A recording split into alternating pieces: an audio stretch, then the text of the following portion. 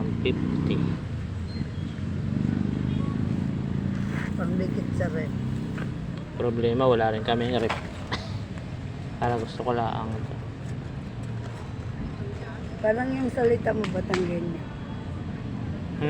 Batanggenya.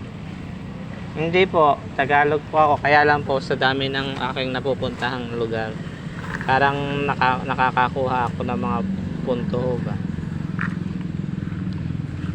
Gaganda kasi, problema, walang pambili. 100.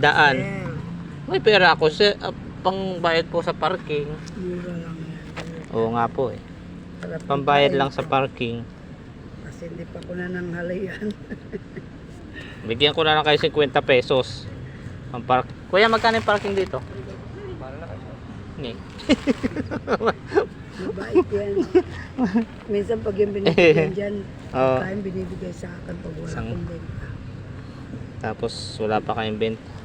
Wala talaga. Kahit tanungan na yan. Sana mamaya marami kayong benta. Oo, wag sana marami talaga.